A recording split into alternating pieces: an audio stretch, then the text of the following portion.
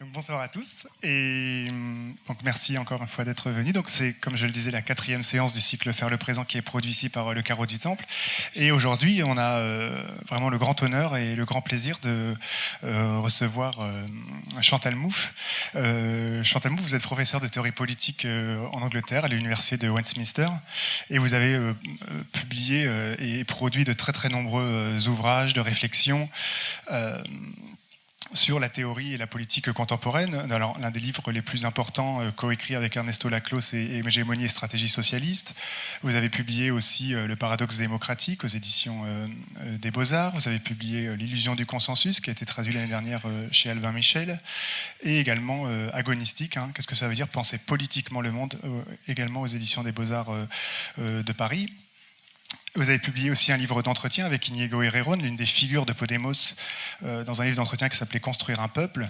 Et évidemment, l'une des choses qui est très importante quand on vous présente, quand on parle de votre travail, qui est aussi un travail, il faut le dire, c'est que travailler à deux, vous avez beaucoup réfléchi avec Ernesto Laclos, on a beaucoup associé à la catégorie du populisme, évidemment, et dont nous allons y revenir. Alors déjà, une des choses qui est importante, je pense, à souligner tout de suite, et qui est importante pour les gens qui sont ici, qui sont artistes ou qui sont intellectuels, c'est que le micro il marche direct.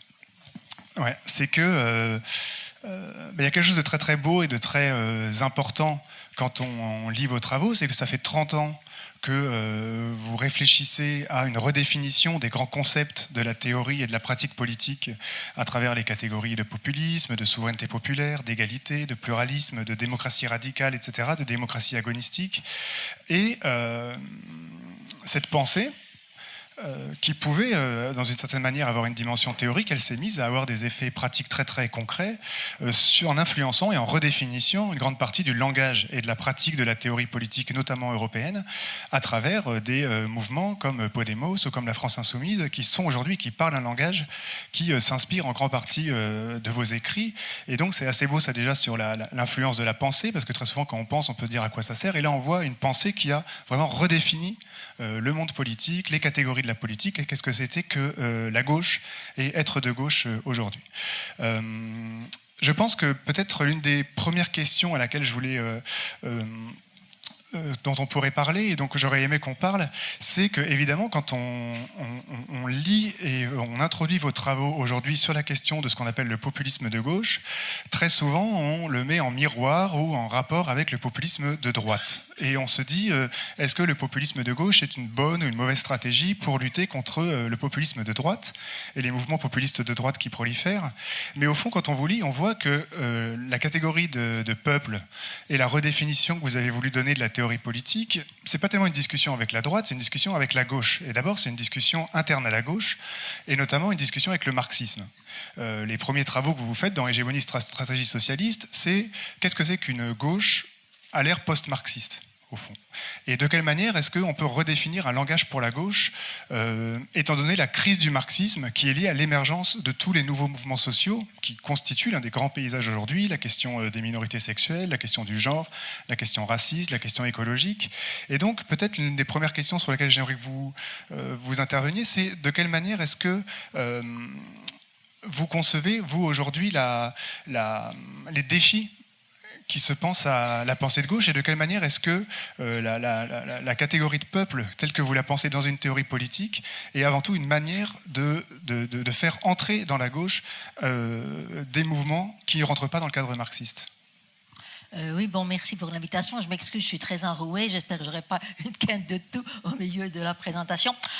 Écoutez, je voudrais bien qu'on n'aille pas trop vite, parce que la question du populisme, c'est la dernière étape de ma réflexion.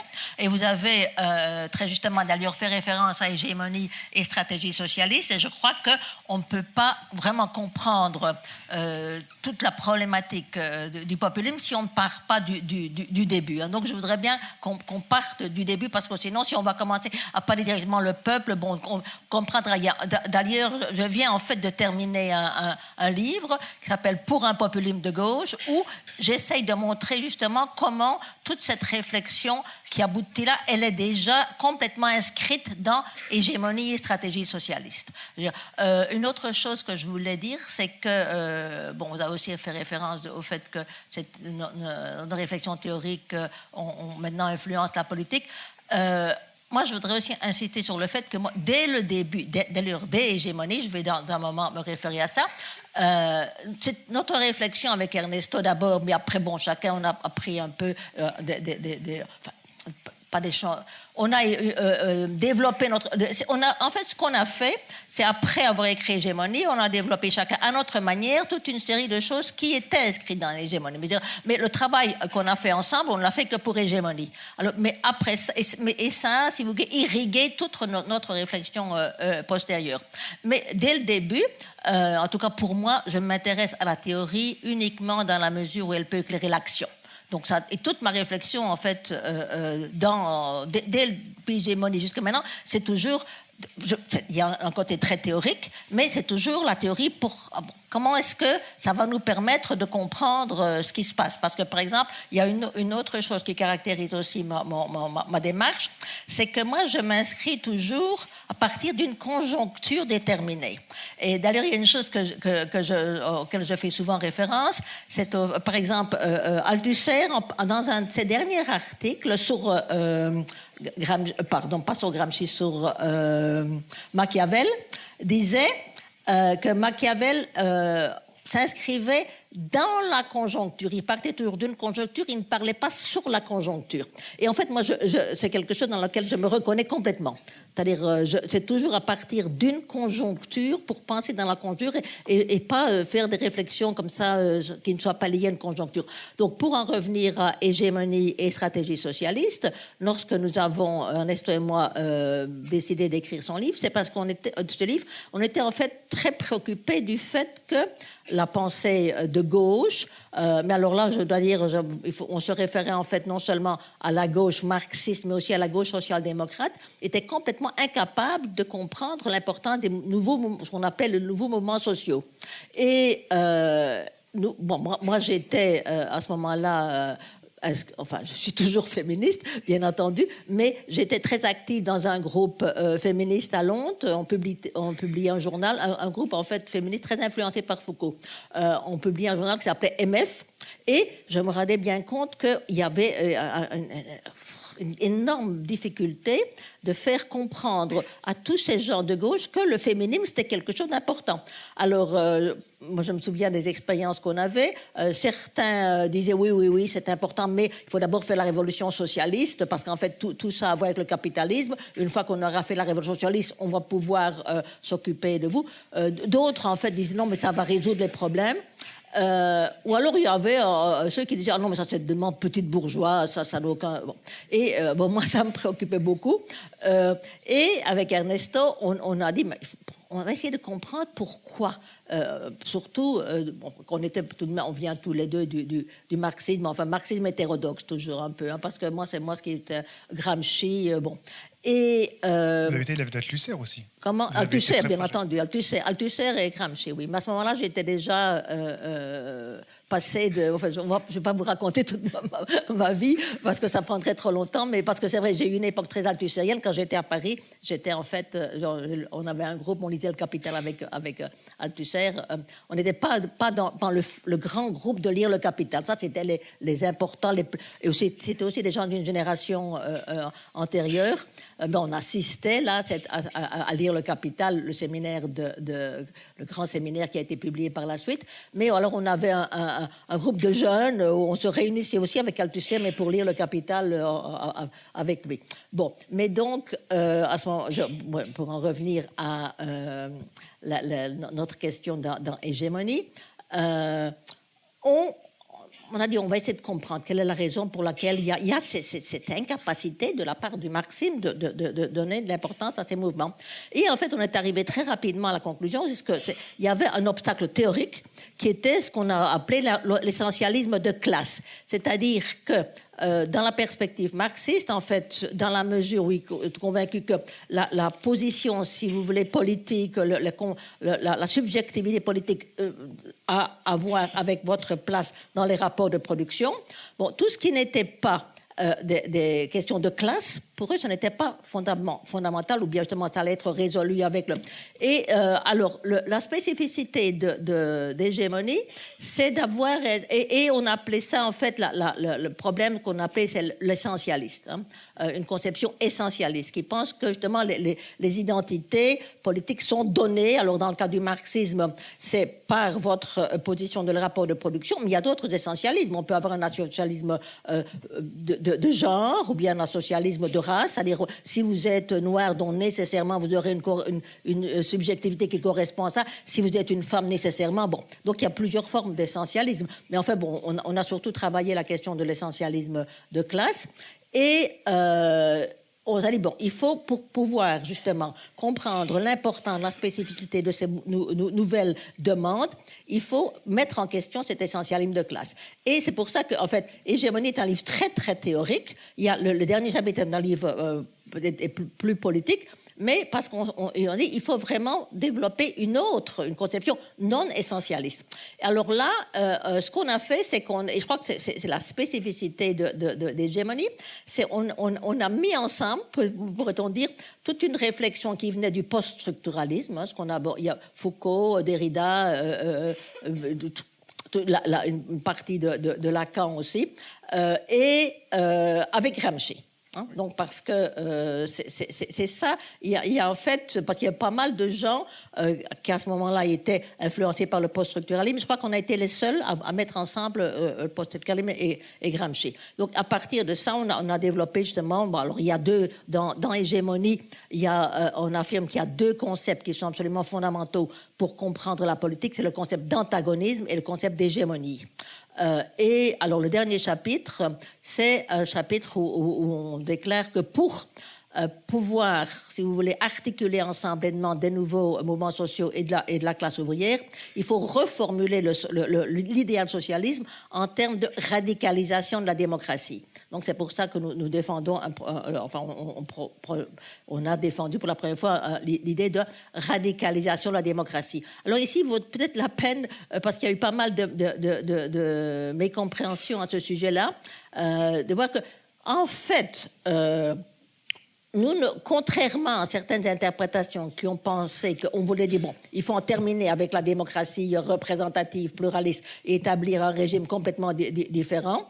Donc, si vous voulez, d'une certaine façon, ça requérait une espèce de révolution, parce qu'en fait, justement, une des questions fondamentales dans Hégémonie, c'est qu'on mettait aussi en question l'idée de cette révolution comme étant un départ complètement absolu, quelque chose de nouveau. Mais en fait, ce que nous affirmions, c'était radicalisation de la démocratie. C'est-à-dire, on affirmait que les principes que j'appelle éthico-politiques de la démocratie pluraliste, liberté, égalité pour tous, on ne peut pas trouver de principes plus radicaux.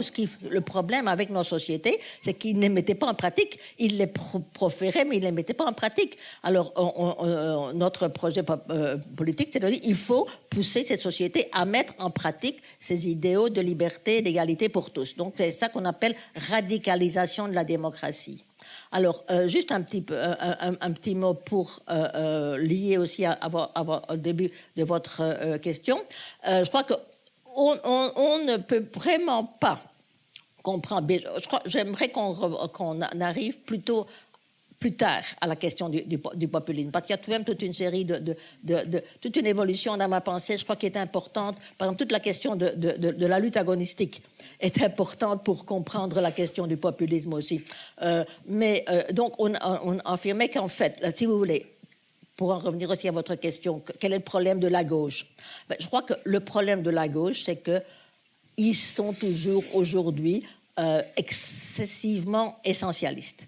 Je crois que c'est pour ça et je crois que c'est aussi pour la raison pour laquelle pas mal de gens de gauche ne comprennent absolument pas ce qu'on entend par populisme de gauche, parce que si on part d'une conception essentialiste, on ne peut pas comprendre. Alors, on ne comprendra pas que le peuple, ce n'est pas un référent empirique, le peuple, ce n'est pas une catégorie sociologique, le peuple, c'est une construction discursive, c'est un performatif, vous voulez. Bon, mais pour ça, toute cette réflexion théorique de la critique de l'essentialisme, ça a été élaboré dans Hégémonie. Hein, mais ça a été élaboré justement à partir d'une question qui était fondamentalement politique. Hein, qu'est-ce qui fait obstacle à la compréhension de l'importance de ces nouveaux mouvements sociaux?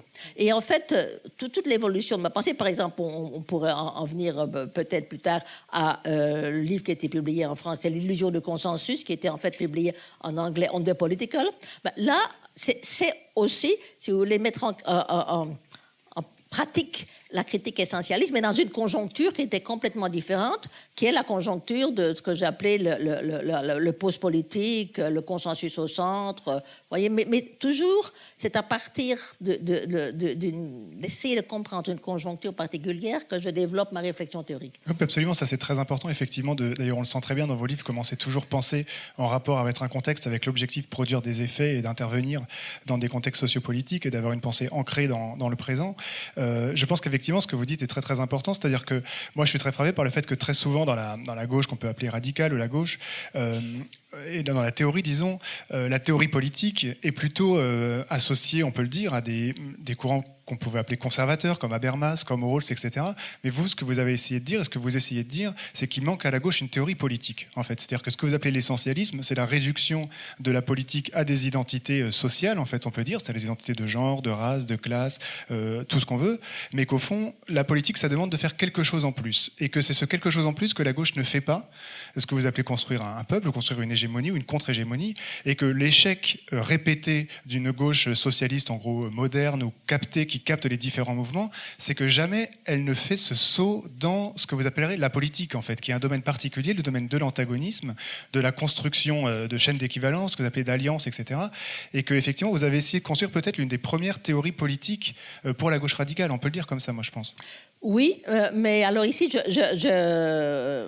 oui, on peut le dire comme ça.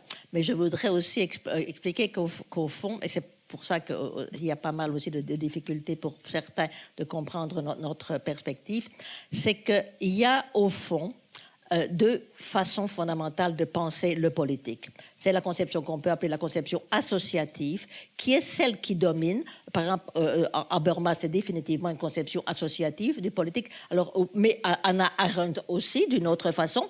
Alors, l'idée fondamentale de la conception associative, c'est que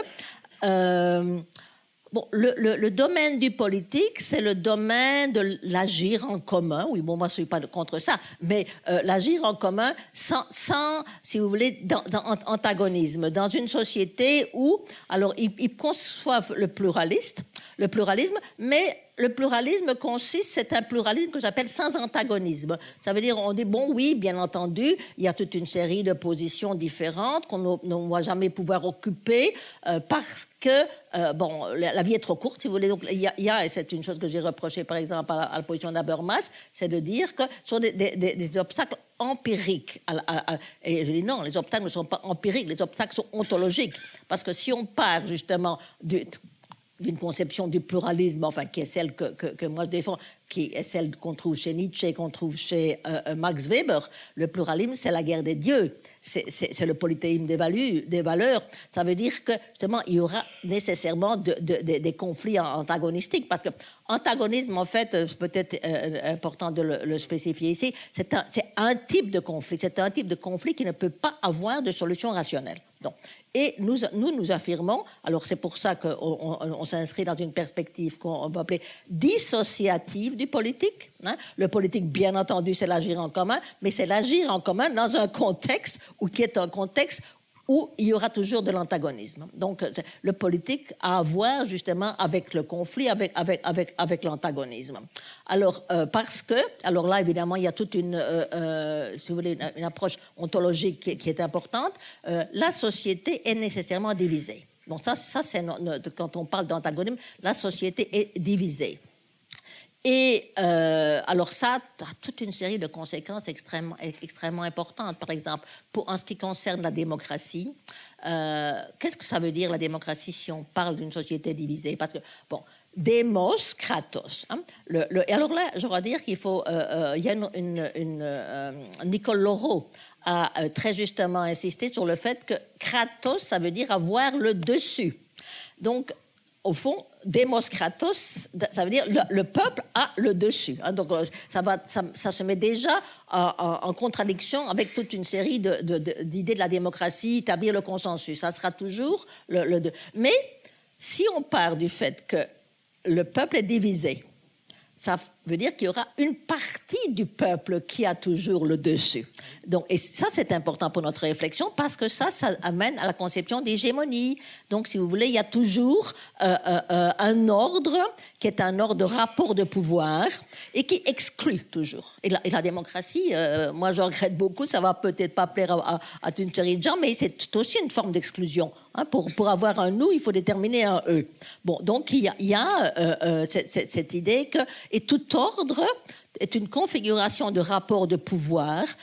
Donc, c'est ce que nous appelons un ordre hégémonique. Donc, c'est important de voir ça parce que si on part d'une conception associative, on arrivera à des conséquences complètement différentes. Donc là-bas, on peut penser que l'espace public, c'est l'espace où on va établir le consensus. Et ce qu'il faut trouver, ce sont des formes. Bon, par exemple, à la fois Rawls et Habermas, de leur façon différente. Mais je dis, mais comment est-ce qu'on va trouver la façon d'arriver au consensus Mais justement, si on parle de la conception dissociative, l'objectif de la démocratie, ce n'est pas du tout d'établir un consensus qui est impossible, mais d'organiser le dissensus. Et comment est-ce qu'on va vivre ensemble sans que ça conduise à la guerre civile. Là, par exemple, il y a aussi une formulation de Marcel Mauss que j'aime beaucoup. Et il dit qu'au fond, la démocratie, c'est comment est-ce qu'on peut s'opposer sans se massacrer. Je crois que ça, c'est très juste. Hein. Ouais. Donc, ça veut dire, on sait qu'il y a des conflits, qu'il y a des conflits entre nous qu'on ne va pas pouvoir résoudre. Mais on va essayer tout de même d'organiser la société de façon à ce qu'on puisse s'opposer sans se massacrer. Et en fait, là, on en est déjà à une autre partie de ma réflexion, c'est la conception de la démocratie agonistique. Hein, je veux dire... Oui, alors, moi, j'aimerais beaucoup qu'on revienne sur cette question parce qu'effectivement, il y a un mot qui revient beaucoup dans votre œuvre, qui est la question démocratique. Et vous êtes une intellectuelle, une penseuse et une philosophe de la démocratie. Et vous essayez de penser un nouveau modèle de la démocratie, comme la démocratie agonistique, qui est le modèle un peu analytique et qui est l'une des formes que peut prendre, mais qui peut prendre des formes bonnes ou mauvaises. La manière dont les antagonismes sont gérés peut déboucher sur des choses affreuses ou sur des choses positives si ça débouche sur une démocratie radicale. Et donc, il ne faut pas confondre effectivement le fait que la démocratie est toujours, au fond, une manière d'exprimer les antagonismes. Et ça, c'est une chose qui est très importante, c'est-à-dire que très souvent, c'est vrai, parfois, on a le sentiment que le conflit est quelque chose de négatif, ou que le conflit est quand il y a un dysfonctionnement dans la société, etc. Mais vous, ce que vous nous dites, c'est que en gros, le conflit, c'est l'essence de la démocratie. C'est-à-dire que faire du conflit, faire de l'antagonisme, désigner des ennemis, c'est ça, faire de la politique, et ça ne pourra jamais être autrement. Mais ça m'amène à une deuxième question, peut-être vous confronter à ça, qui est pourquoi est-ce qu'on devrait accepter de perdre? Parce que vous dites souvent... pourquoi est-ce qu'on a accepté de perdre? C'est-à-dire, ouais, moi, je prends l'exemple aujourd'hui qui s'est passé de Notre-Dame-des-Landes. Je ne sais pas si vous avez suivi cette affaire de la ZAD, qui depuis 50 ans a contesté des projets d'aménagement pour arriver à l'aéroport. Alors on peut dire que toutes les décisions légitimes, légales ont été prises pour que ce projet d'aéroport soit fait, mais des individus, au lieu d'accepter la sentence démocratique et de partir, ont dit nous on se met dans une certaine forme d'inégalité, d'opposition par rapport à la loi, on ne reconnaît pas la majorité dans son droit de déterminer notre défaite, etc. Et donc, en un sens, ils n'ont pas accepté de sortir de la logique de la guerre. Ils sont rentrés dans une logique de guerre, mais dans une certaine manière, on peut dire ils ont bien fait parce qu'ils ont reporté un projet qui était coûteux, qui était problématique économiquement, qui était dangereux écologiquement. Et donc, l'une des questions que je me suis posée en vous lisant, c'est est-ce que on n'a pas parfois un peu tendance, si on idéalise trop le fait que la démocratie, c'est arrêter la guerre pour reconnaître la majorité ou reconnaître la loi, etc., pour passer à ce que vous appelez un consensus conflictuel, de mettre de côté des expériences plus d'opposition radicale avec des décisions qui peuvent être démocratiques, mais dont on peut estimer qu'elles sont problématiques quand même. Oui, d'accord. Mais enfin, écoutez, ça dépend justement. Il y aura toujours des cas. Mais je crois que ce qui est important, vous avez raison de dire que pour moi, la démocratie n'existe pas si elle n'est pas agonistique. Donc c'est pour ça, par exemple, je crois qu'aujourd'hui, dans les sociétés européennes, parce que ma réflexion, toujours comme c'est très conjoncturel, je ne prétends pas parler pour le monde entier. Nous vivons dans des ce que j'appelle des post-démocraties. Parce que, et ça c'est un élément que je développe beaucoup, par exemple, justement dans le dernier livre sur le populisme, parce que pour moi, le populisme, précisément, c'est une réaction contre la post-démocratie. Absolument, ça on va en parler, oui. Donc nous trouvons dans une société post-démocratique. Alors là, justement, c'est à partir de l'illusion du consensus que j'ai développé cette thèse, parce que c'est le moment où, en fait, la gauche a abandonné complètement, enfin ici je parle de la gauche social-démocrate, mais la gauche marxiste évidemment, après le 1989 et la chute du communisme, bon, les tomes étaient réduites à d'une portion assez limitée aujourd'hui. La social-démocratie, c'est devenu social-libéralisme. Je veux dire, ils ont abandonné justement même tout projet de réforme sérieuse de la société.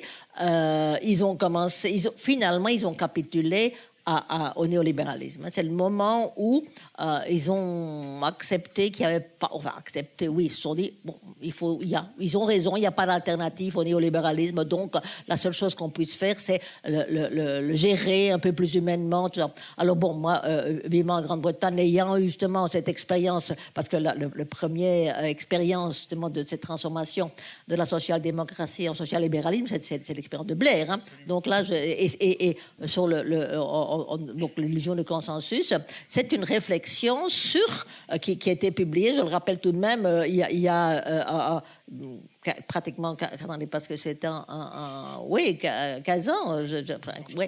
Et alors, c'était assez amusant parce qu'il a été publié l'année dernière en français. Tout le monde avait dit, votre dernier livre, je dis, c'est pas mon dernier livre. Et il dit, mais c'est tellement, ça correspond tellement à ce qui se passe aujourd'hui. Et en fait, bon, là, je dois dire que c'est vrai parce que, pour moi, d'ailleurs, Macron, c'est vraiment le summum d'ailleurs, j'ai écrit un article dans Le Monde, vous avez peut-être vu, sur l'épitomée du consensus au centre. Bon. Et donc, il n'y a rien de très nouveau à ce sujet-là. Mais donc, j'ai commencé à me rendre compte qu'il y avait une espèce d'idée qu'il n'y a plus... D'ailleurs, ça a été théorisé par Anthony Giddens et par Ulrich Beck en Allemagne. On ne peut plus penser une politique d'adversaire. Maintenant, il n'y a plus d'identité collective. On est tous tellement devenus individuels. Et Tony Blair disant, maintenant, nous sommes tous classe moyenne, donc il ne doit pas y avoir de problème. Et ce que je trouvais très, très préoccupant, c'est qu'il présentait ça comme quelque chose de très positif. On disait, mais la démocratie est devenue plus mûre, maintenant il n'y a plus... évidemment, c'était lié aussi à la chute du communisme, il n'y a plus d'antagonisme. Et déjà, à ce moment-là, moi, je disais, écoutez, ce n'est pas du tout quelque chose de positif, parce qu'en fait, ça... Alors, je ne parlais pas encore à ce moment-là de post-démocratie, mais je voyais déjà comment ça créait le terrain pour le développement du populisme de droite. Je dis, parce que dans la mesure où, justement, il n'y a plus à l'intérieur de qu'on appelle les partis de gouvernement, de la possibilité, parce que les gens ne peuvent plus s'identifier à un projet. Donc, ou bien ils... perdent de l'intérêt dans la politique. On voyait d'ailleurs que l'abstention commençait à monter. Ou bien alors, ils sont attirés par des partis qui disent « Non, mais il y a une alternative. Nous, on va donner au peuple la voix que l'establishment est en train de lui confisquer. » Donc, et pourtant, à cette époque-là, enfin, moi, ma réflexion sur le populisme de droite, ça a été surtout à partir de l'expérience autrichienne, la victoire de Gorka Haider et du FPE. Bon, c'était déjà aussi important en France, mais c'était le père, pas encore la fille. Mais depuis lors, maintenant, on a vu que cette pause politique, au contraire de ce qu'on prétendait que c'est un progrès pour la démocratie, c'est vraiment c'est un danger véritable pour la démocratie. Hein. Donc là, je crois que... Et bon, c'est ça qui a pensé, qui m'a conduit à insister sur l'importance de reconnaître le fait qu'il y a des antagonismes, que la politique démocratique ne peut pas consister à ne pas avoir d'alternative. Mais peut-être ici, en fait, je voudrais dire quelque chose du moment de la transition entre hégémonie et... parce qu'il y a un autre livre. Il y en a un, en fait, qui a été publié en français, qui s'appelle « Le politique et ses enjeux ».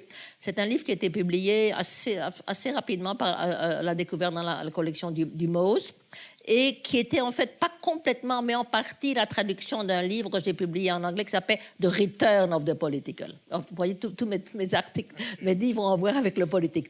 Et là, en fait, c'est là où j'ai commencé à développer l'idée de la démocratie agonistique, parce qu'après avoir donc écrit avec Ernesto Laclau Hégémonie, stratégie socialiste, où nous disions, comme je viens de le dire, bon, il faut repenser le social en tant que radicalisation de la démocratie. Alors j'ai commencé à me dire, bon, mais comment est-ce qu'il faut concevoir conceptuellement la démocratie pour pouvoir penser justement cette stratégie de radicalisation?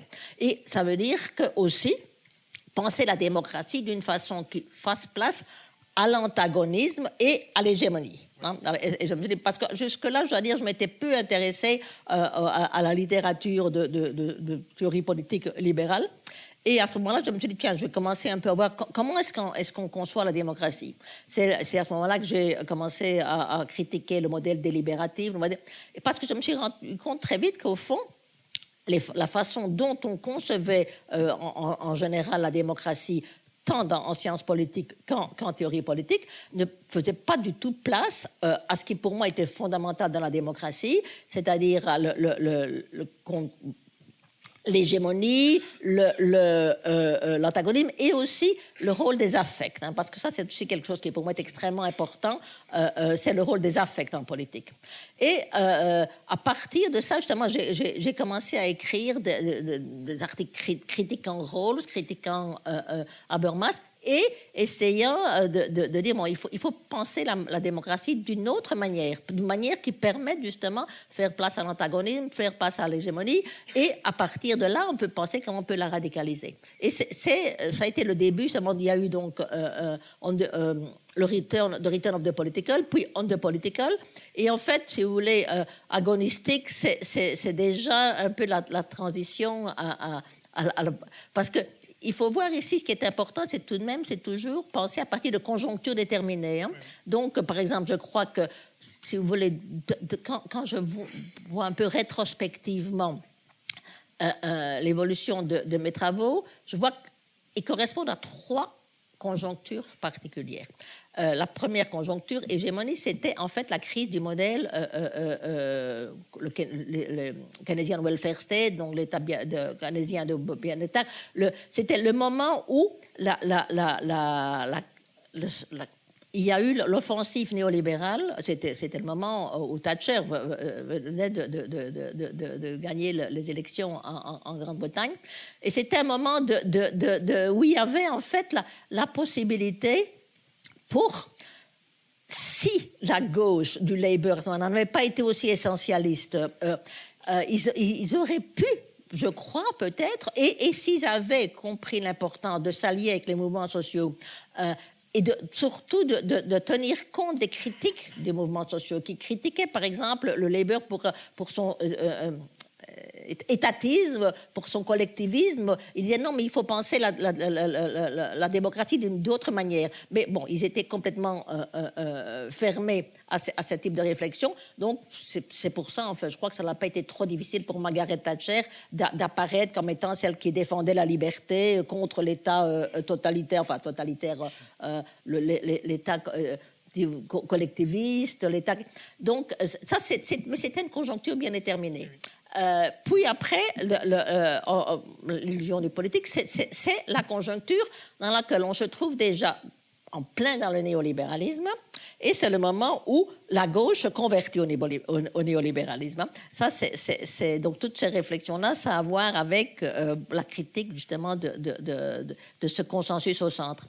Maintenant, le livre que je viens de terminer, en fait, je crois qu'aujourd'hui, nous nous trouvons dans une conjoncture vraiment différente. Nous trouvons... Peut-être certains vont me dire que je suis trop optimiste, mais je crois que nous vivons une crise du modèle néolibéral. Crise du modèle néolibéral qui ouvre la possibilité, si on est capable d'intervenir, de rompre avec ce modèle et d'établir une nouvelle forme d'hégémonie. Et c'est dans ce contexte-là que justement, je défends que le genre de politique qui est nécessaire pour établir, rompre avec l'hégémonie néolibérale, c'est le populisme de gauche. Mais ce populisme de gauche, là, je voudrais bien insister sur quelque chose, c'est pas que je prétends que toujours, partout, dans cette conjoncture particulière dans laquelle nous nous trouvons aujourd'hui, c'est, à mon avis, c'est la thèse que je défends, c'est le populisme de gauche qui peut nous permettre justement de créer les conditions pour une radicalisation de la démocratie. Oui, et parce que vous avez... Alors, donc ça nous amène un peu à sujet de cette question du populisme de gauche, mais il y a aussi un autre enjeu qui m'intéresse, parce que moi j'ai beaucoup lu aussi vos travaux, on va y venir juste après, mais dans une interrogation aussi avec ce qu'on peut appeler la gauche radicale, c'est-à-dire parfois vous employez le concept d'extrême gauche ou de révolutionnaire, etc.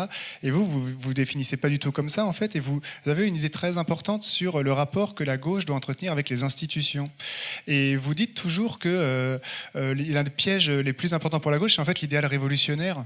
C'est-à-dire c'est l'idéal d'un monde qui serait plus tard sans antagonisme, qu'il y aurait un moment qui pourrait abolir le moment du politique et qu'il faudra bien gérer qu'il y a toujours besoin d'antagonisme, donc d'institutions qui gèrent des antagonismes. Attendez, je ne dis pas qu'il y a besoin d'antagonisme, parce qu'il y a de l'antagonisme. Attention, parce que j'ai été parfois très, très mal comprise.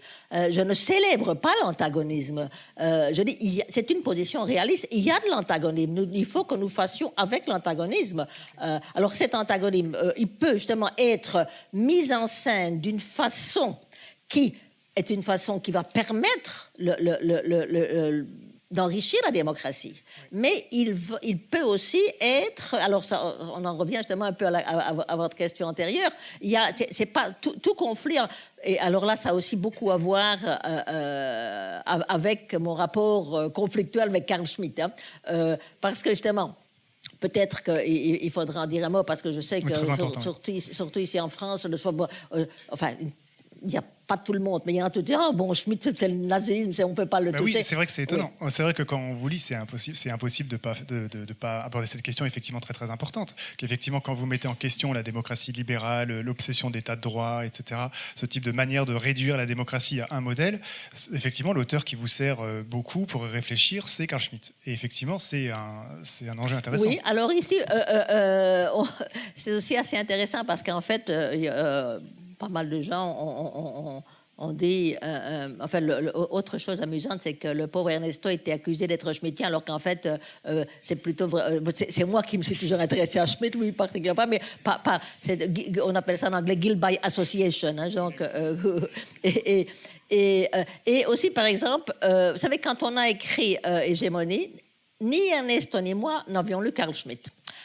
Et c'est en fait un ami grec qui, après avoir lu le livre, m'a demandé « Mais est-ce que tu as lu Carl Schmitt ?» Je lui ai dit « Non, je ne l'ai pas lu. » Il dit « Écoute, je te conseille de lire le concept du politique. Je crois que ça va t'intéresser beaucoup parce que tu vas voir qu'il y a toute une série de convergences. » Et j'ai lu le concept de politique, et alors là, c'est vrai, il y a donc, si vous voulez, accuser, comme on le fait parfois, Hégémonie d'être un livre schmittien, c'est complètement à côté de la plaque parce qu'on n'avait pas lu Schmitt à cette époque-là. Et Ernesto ne s'est jamais par la suite beaucoup intéressé à Schmitt. Mais pour moi, Schmitt a été important de la façon suivante. Parce que, justement, dans le moment où j'ai commencé à faire cette critique du libéralisme, parce qu'en fait, surtout ici en France, c'est assez intéressant ce qui s'est passé. Il y a toute une série de marxistes qui tout à coup ont découvert qu'il n'y avait pas de théorie du politique dans le marxisme, ils se sont précipités vers le libéralisme. Ah non, là, il n'y a pas de théorie du politique dans le libéralisme non plus. Oui. C'est pour ça qu'en fait, j'ai commencé à dire non, mais il faut qu'on ait d'abord une théorie du politique, on ne peut pas aller la chercher dans le libéralisme. Et donc, à partir du moment où j'ai commencé à lire donc, les auteurs libéraux, bon, j'ai découvert qu'il n'y avait pas... il y a un article que j'ai écrit à propos de Rawls qui s'appelle Rawls Political Philosophy Without Politics. Donc, et à ce moment-là, je me suis rendu compte qu'en fait, la critique de Schmitt au libéralisme était une critique très, très, très puissante. Que dit le libéralisme est incapable de penser le politique. Le libéralisme, quand il pense le politique, le fait ou bien sous la forme à partir d'une problématique économique, ou bien à partir d'une problématique éthique. Mais donc, il renvoie toujours la question prétendre que c'est le politique. Et en fait, c'était assez intéressant de voir comment, alors il avait dit ça dans les années 20, et ce que j'étais en train d'examiner, c'est à la fois le modèle associatif de la démocratie, agrégatif de la démocratie. Il ne faut pas mélanger avec associatif et dissociatif. Le modèle agrégatif de la démocratie, qui est celui qui domine en fait dans les sciences politiques. Hein. Et enfin, Schumpeter, ça. Et ou alors dans le domaine de la démocratie délibérative, qui est on voyait ou bien analyser le politique ou bien à partir d'une problématique économique ou bien à partir d'une problématique éthique, moraliste. Mais il n'y avait pas de pensée de politique. Donc là, je me suis dit, il dit quelque chose de juste, Schmitt. Alors, le problème... Et aussi, bon, c'est vrai quand il dit, bon, le politique, ça a à voir avec la distinction ami-ennemi. Donc ça veut dire, bon, c'est dans le sens où nous pensons, il y a de l'antagonisme. Hein. Le politique, c'est toujours la définition d'un nous, et ça implique la définition d'un eux. Alors, le problème, c'est que, enfin, pour moi, c'est que j'étais d'accord avec, si vous voulez, les prémices schmittiennes, mais je n'étais pas du tout d'accord avec les conséquences qu'il en tirait, qu'il disait la démocratie pluraliste, c'est un régime contradictoire. Parce que le libéralisme nie la démocratie, donc le libéralisme étant justement ce qui apportait, si vous voulez, la dimension pluraliste, et parce qu'ici on ne parle pas du tout de libéralisme économique. Hein, je veux dire, c'est important quand je parle de démocratie pluraliste, démocratie libérale, c'est pas du tout l'articulation de la démocratie avec le capitalisme. Il dit non, on ne peut pas, parce que si on accepte que le politique a à voir avec le rapport ami-ennemi, on ne peut pas légitimer ça à l'intérieur d'une communauté politique parce que ça amène nécessairement à la guerre civile.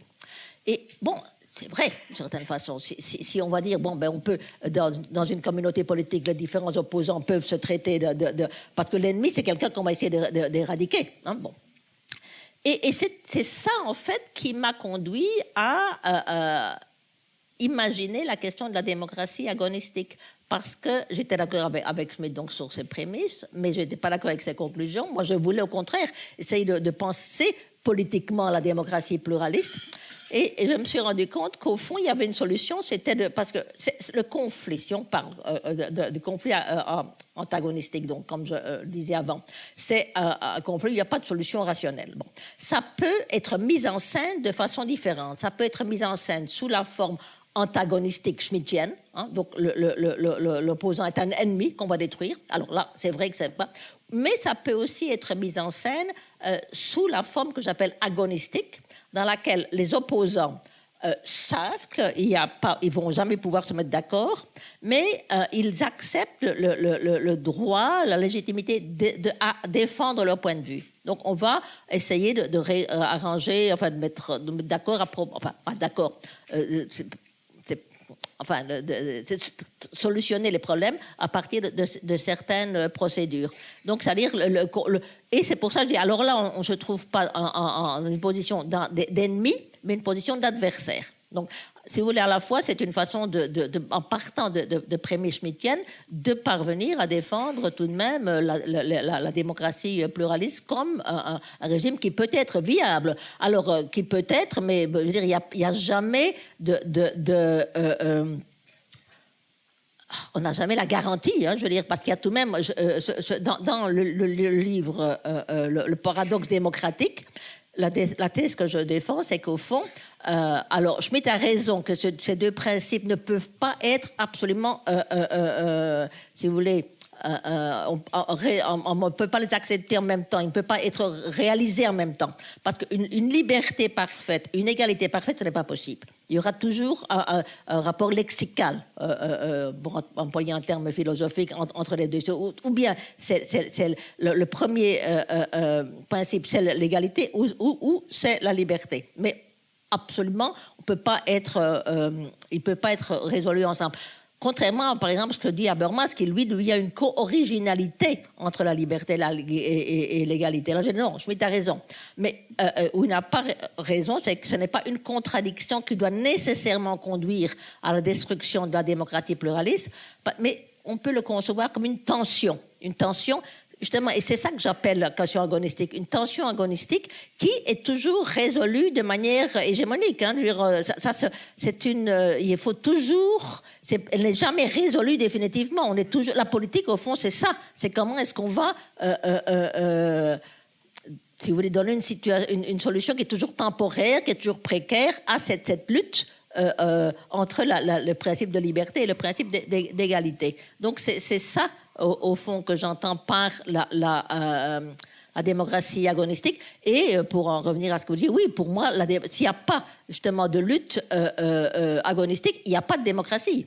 Et c'est pour ça que je crois qu'aujourd'hui, dans nos sociétés post-démocratiques, ce qui a été éliminé, justement, c'est la tension qui existe entre liberté et égalité. Et ça, c'est la conséquence de l'hégémonie néolibérale qui a, au fond, éliminé tout ce qui a à voir avec les valeurs démocratiques, parce qu'au fond, la valeur démocratique, c'est égalité et souveraineté populaire. Et c'est ça que le discours néolibéral a complètement éliminé. Pour eux, il n'y a plus que liberté, mais entendu en tant que liberté de marché, et on est tous devenus des consommateurs. Il n'y a pas de politique dans nos sociétés. Et donc, c'est pour ça qu'elles ne sont pas démocratiques dans la façon dont je le comprends. Et c'est justement pour ça que ça amène à une des choses qui est peut-être les plus...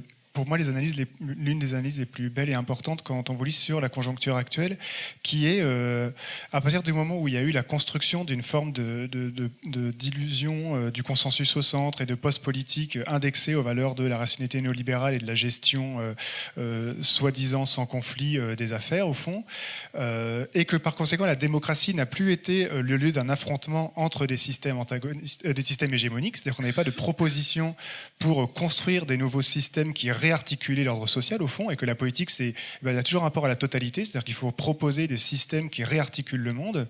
Et quand il n'y a pas eu ça, au fond, ceux qui ont redonné une certaine forme de dynamique démocratique aux sociétés ces 10 dernières années, c'est le populisme de droite. Et au fond, ça c'est quelque chose qui est très très important quand on vous lit, parce que vous vous opposez toujours aux gens qui vont analyser Jörg Haider, Marine Le Pen, en disant c'est l'extrême droite, c'est le fascisme, c'est des racistes, etc. Bon, ce qu'ils sont en un sens, hein, mais évidemment. Mais vous dites, il y a une forme de, je vais dire en anglais, democratic claim, il y a une forme de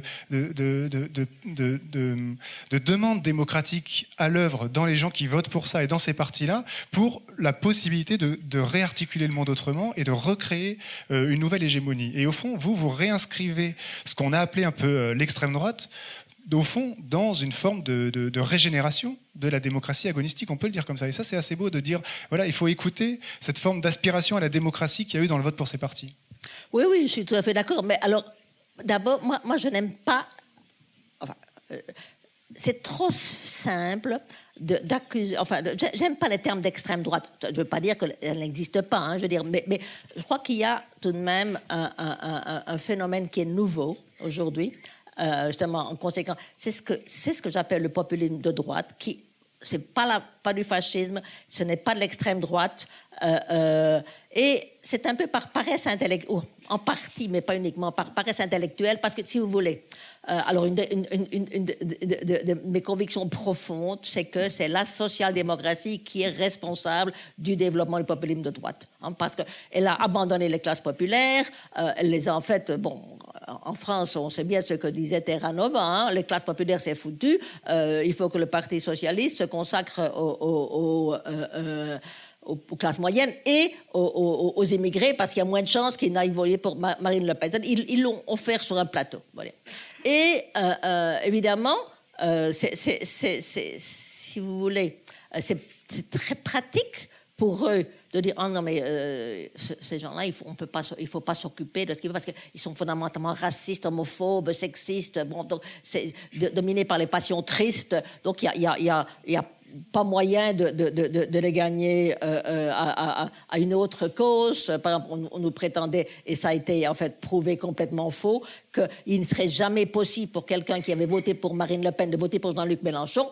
C'est pas vrai. On a bien vu ce qui s'est passé à Marseille, on a bien vu ce qui s'est passé avec François Ruffin en Picardie. Donc, ils ont réussi, en offrant justement un véritable discours de gauche, à récupérer une partie de ceux qui votaient pour les classes, pour le Front National. Hein. Donc, c'est pour ça que c'est trop facile, parce que on dit, ah, mais ça, c'est l'extrême droite. Donc, c'est le retour de la peste noire. Donc, on sait de quoi il s'agit. Donc, il ne faut même pas faire un effort pour essayer de comprendre qu'est-ce qu'il y a de nouveau. Pourquoi. Et surtout, le problème, c'est qu'évidemment, pour essayer de comprendre, ils auraient été obligés de se mettre en question, d'accepter qu'ils étaient responsables de ça. C'est pour ça qu'il y a tout ce discours. Moi, par exemple, j'étais à Paris un peu avant les élections et j'étais vraiment étonnée de voir la quantité de journaux qui étaient... L'idée, c'était de prouver que Marine Le Pen était anti-républicaine. Bon. Alors, parce que l'idée, c'est si on prouve qu'elle est anti-républicaine, les gens ne vont pas voter pour elle. Alors, moi, je dis, oh, mais si elle est anti-républicaine, pourquoi est-ce qu'on permet au Front National de se présenter aux élections? Parce que c'est tout de même assez compliqué. On leur donne de l'argent pour se présenter, et il y a quelque chose qui ne fonctionne pas. Ou bien elle est vraiment anti-républicaine. Alors, à ce moment-là, bon, ben, il faut pas, elle ne devrait pas pouvoir participer aux élections. Ou bien, c'est pour ça, je veux dire, il fallait voir que, au fond, la question, c'était... Pour moi, la question fondamentale, c'est pourquoi est-ce qu'il y a des gens qui votent pour le Front National? Qu'est-ce qui correspond? Qu'est-ce qui les attire? Non. Alors, bon, c'est bien entendu, il y a des gens qui se reconnaissent dans ces valeurs. Hein, ça, je suis pas. Mais je crois qu'il y a une grande partie surtout les classes populaires qui votent pour le Front National, votent parce que, écoute, moi, je me souviens, par exemple, c'était une discussion que j'ai eue avec François Ruffin qui me racontait comment il allait discuter justement avec les gens du Front National. Parce que Marine Le Pen allait, elle dit, mais oui, bon, vous savez, moi je comprends vos douleurs, vos situations, mais vous savez, c'est les immigrés qui sont responsables de ça. C'est à cause des immigrés que vous n'avez pas de travail. Et s'il n'y a pas de discours alternatif qui leur dit non, mais c'est pas les immigrés, c'est... Alors Ruffin me disait, bon, moi je parle, quand j'avais discuté avec les gens du Front National, je leur dis, non, mais oui, je comprends, mais vous savez, c'est pas les immigrés qui sont responsables. Et il me disait, mais c'est intéressant parce qu'on voit, à travers la discussion, on les voit qui changent. Hein? Il dit, ah oui, non, mais c'est vrai, vous avez raison, en fait, je vais voter pour vous. Voilà. Donc, je crois qu'il y a vraiment moyen une grande partie des classes populaires qui votent pour le Front National de les gagner à un projet bon, comme celui de la France insoumise. Pour moi, c'est vraiment important, ça. Donc, c'est pour ça que j'aime pas trop alors, attention, ça existe l'extrême droite, hein, ça existe bien entendu, mais on ne peut pas simplement éliminer la question de la spécificité de ce que moi je préfère appeler ça populisme de droite que. Alors, on ne sait pas, ici en France, par exemple, ce qui va se passer, parce qu'en fait, peut-être que le Front National va revenir à une position uniquement d'extrême droite, parce que depuis le départ de Philippot, bon, c'est vrai que ça... en fait, finalement, c'est une chance pour la France insoumise, hein, je veux dire, parce que moi, je me souvent quand j'étais en Espagne, mais les gens me disaient, mais pourquoi est-ce que la France insoumise ne parvient pas à avoir, si vous voulez, plus de réaction. Vous savez, le problème, c'est que Marine Le Pen s'est installée avant, hein, donc il y a un handicap pour Mélenchon, dans la mesure où elle a déjà travaillé son terrain. Alors, évidemment, il faut essayer de faire quelque chose de contre-hégémonique, mais c'est pas facile quand les mentalités ont déjà été construites. Alors, je crois que ce qui se passe pour le moment avec le Front National est en fait très favorable à la France insoumise, parce que dans la mesure où ils vont vraiment... C'est une possibilité, on ne sait pas, mais il semblerait qu'ils vont se refermer justement sur le discours le plus traditionnel d'extrême droite. Alors moi, à ce moment-là, ça ouvre la possibilité. Mais ce qui est important pour moi, oui, c'est de reconnaître que, c'est un argument que je crois que et là, de nouveau, vous voyez, la question de l'anti-essentialisme est absolument fondamentale. Parce que ça veut dire qu'au fond, c'est les formes de subjectivité politique vont dépendre de la façon dont les discours politiques vont les articuler. Lorsqu'il y a... c'est pas du tout, par exemple, je crois que et ce que je viens de raconter par rapport justement à la transformation des consciences de certains qui, passant du Front National à la France insoumise, disent leurs demandes, ce sont des demandes démocratiques. Ils veulent avoir une voix, ils veulent l'égalité. Donc, si le seul discours qui existe, c'est un discours de type populisme de droite, parce qu'au fond, ces discours-là, c'est permettre aux gens de se situer socialement, de comprendre un peu quels sont les problèmes. Ben, si le discours ne vient que du côté de la populisme de droite, mais bien entendu, ils vont être construits comme sujet dans cette façon-là. Mais s'il y a un autre discours, s'il y a une lutte agonistique entre différents discours, alors à ce moment-là, bon, ben, il y a une chance pour que ces demandes, qui sont des demandes démocratiques, soient articulées d'une façon qui soit... Bon, moi, malheureusement, ici en France, on peut pratiquement plus utiliser le thème progressiste parce qu'il était capturé par Macron, mais j'essaye de trouver un autre mot. Si vous avez des suggestions, ça me serait très utile, parce que c'est difficile de les articuler d'une façon qui permette justement la radicalisation de la démocratie. Parce qu'en fait, le problème avec l'articulation de la populisme de droite, c'est que au nom de la démocratie, parce qu'évidemment, ils disent non, mais on va redonner au peuple. Mais en fait, ce qu'ils veulent faire, c'est restreindre la démocratie. Hein, restreindre la démocratie aux les nationaux, enfin, je comprends. Tandis que ce qui est important pour un discours populiste de gauche, c'est de donner articuler discursivement ces demandes d'une manière qui va permettre de radicaliser la démocratie. Alors là, je crois que la question fondamentale de différence entre populisme de droite et populisme de gauche, c'est la question de l'égalité. Parce qu'en fait, si bien la question de la souveraineté populaire, hein, ça on peut le trouver dans les deux discours. Sauf que le discours du populisme de droite entend souveraineté populaire en tant que souveraineté nationale, principalement. Hein. Mais l'égalité, non.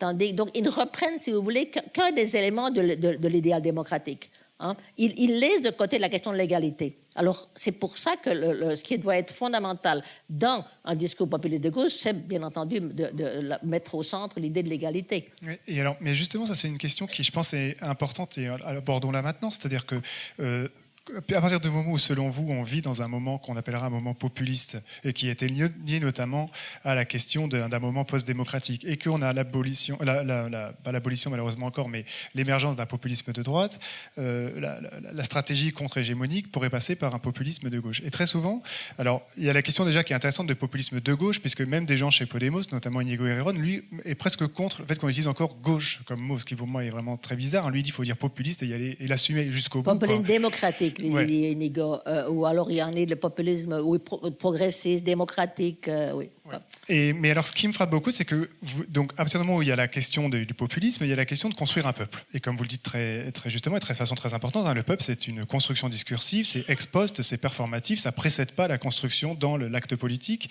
Mais vous dites nécessairement que ça passe par, dans votre conception agonistique, par une frontière, désigner un adversaire, le « eux », qui va permettre le « nous ». Et ce « eux », ça va prendre la forme, en gros, de l'oligarchie néolibérale par rapport à les gens. Voilà. Oui, j'aime pas trop ce terme, les gens. Moi non plus. Mais c'est ça qui est. C'est d'où ma question. Oui, mais c'est ça. Mais ça, j'ai déjà eu ce débat avec Podemos parce que c'est la gente. Je dis mais la gente, pourquoi j'aime pas trop ça. Qu'est-ce que vous diriez vous? Mélenchon, mais je ne sais pas très bien parce que Mélenchon parle les gens. Moi, j'aime pas ça non plus les gens. Mais et c'est compliqué parce qu'en fait, même le terme le peuple, je comprends que ça c'est une des difficultés justement parce qu'en général les gens oui mais c'est ça parce que je vois moi je suis même étonnée de voir ici en France par exemple même parmi des philosophes des gens qui sont très sophistiqués automatiquement on parle du peuple et ils entendent référent empirique. Par exemple, je me souviens quelqu'un qui disait « Mais est-ce que le peuple vote pour Mélenchon ?» Comme si le peuple, c'était quelque chose, une catégorie... non, j'essaye d'insister beaucoup. Quand je parle de peuple, je ne parle pas du tout c'est pas une catégorie sociologique. Il n'y a pas de référent empirique. C'est une construction discursive qui, au fond, ce que j'entends par peuple, c'est l'articulation de toutes les demandes démocratiques qui proviennent bien entendu de la classe populaire, mais des classes moyennes, mais aussi toutes les demandes LGBT+, voilà, au fond tout ce qui a à voir avec une demande démocratique, mais qui soit articulée autour de l'idée d'égalité, hein, parce que c'est ça qui est à mon avis fondamental et qui distingue parce que je crois que Marine Le Pen, elle aussi, elle construisait un peuple, parce qu'elle ne parlait pas uniquement à partir d'un référent empirique, elle construisait un peuple. Donc c'est pour ça que, pour moi, si vous voulez, le nous est toujours une construction discursive.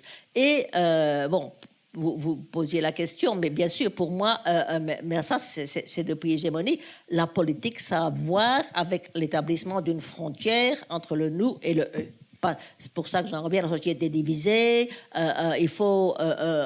et la politique, ça a à voir avec ça. Comment est-ce qu'on représente la division de la société? Donc c'est pourquoi, oui, bien entendu, la question Alors, il y a à la fois deux éléments, mais qui ne sont pas vraiment séparés, parce que la construction de nous, c'est aussi à la fois la construction de eux. C'est pas qu'on construit le nous et puis on décide quels sont les eux. Hein, oui, bien entendu.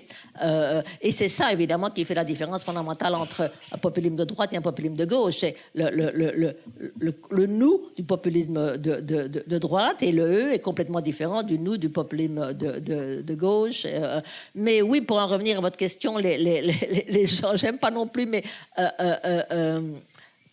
c'est pas si on entend parce qu'en fait les gens ça sonne trop comme quelque chose d'empirique, hein, je veux dire, je crois que si on entend le peuple, parce au fond, pour moi, le peuple, c'est une volonté collective. Hein, pour utiliser un terme de Gramsci, c'est une volonté collective.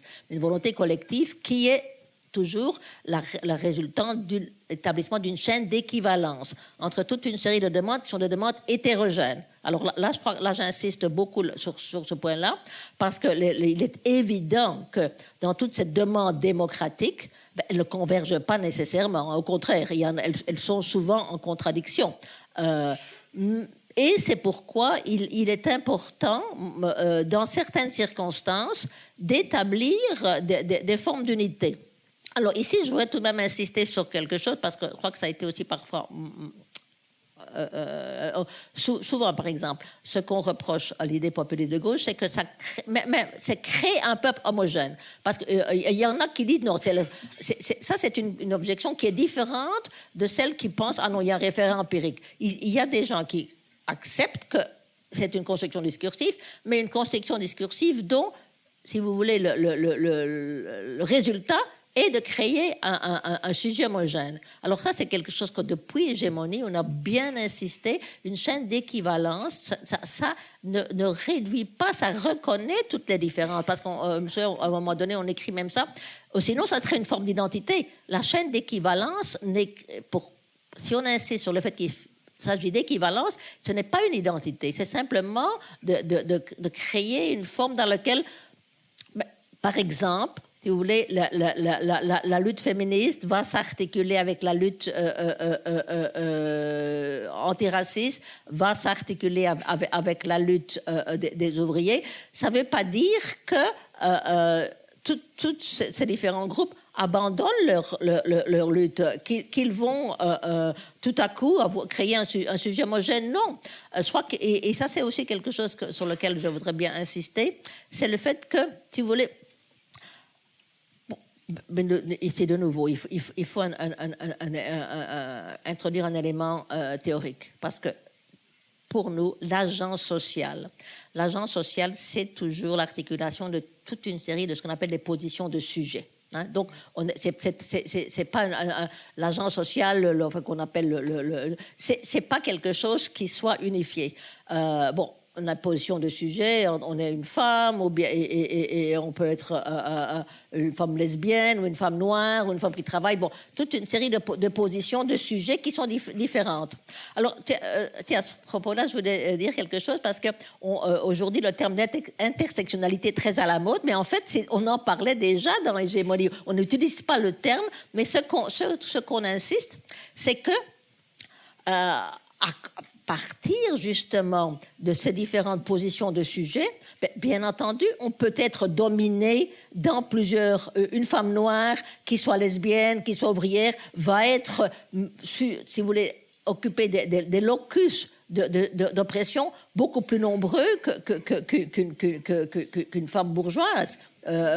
Mais on insiste, donc ça c'est important, mais aussi on insistait sur quelque chose qui, à mon avis, je ne vois pas tellement discuté aujourd'hui, le fait qu'on peut aussi être dominant dans une certaine position de sujet et dominé dans une autre. Hein. Par exemple, monsieur, on donnait comme exemple que, bon, ça c'était un peu une critique aussi de certaines idées socialistes, que bon, un homme qui était très militant, qui avait une énorme conscience de classe, je dis oui, mais il peut être sexiste, il peut être homophobe, donc il peut être à la fois dominé en tant qu'ouvrier, mais dominant en tant que blanc et en tant qu'homme. Donc, si vous voulez, c'est pas uniquement, quand on parle, à mon avis, d'intersectionnalité, une question qu'on peut être dominé de plusieurs manières, bien sûr, mais on peut être aussi dominant à la fois que dominé.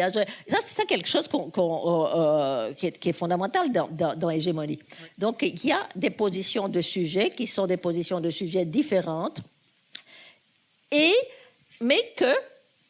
Et alors, c'est là où je crois qu'il est important de penser comme la question du peuple.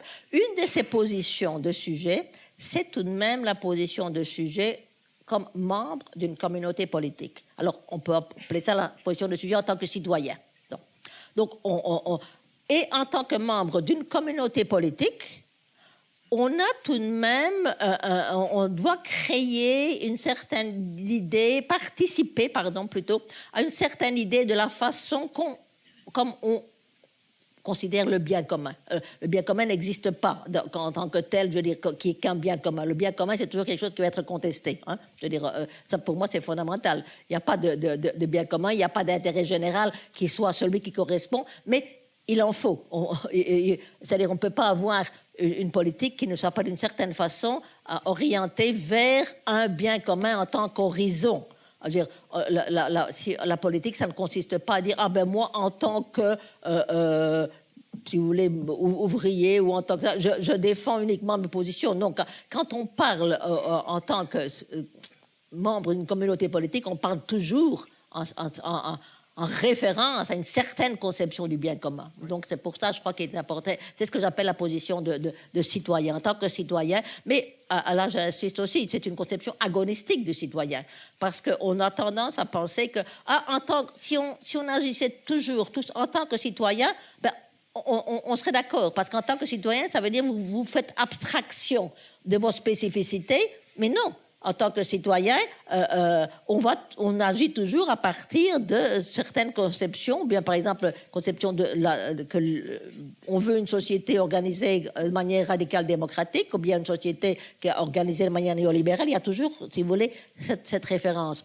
Mais, alors, ça ne veut pas dire du tout que quand on agit en tant que... Si vous voulez, il y a des circonstances dans lesquelles il est important d'agir en tant que citoyen. C'est pour ça d'ailleurs que je crois que vous avez appelé à voter pour Mélenchon, n'est-ce pas?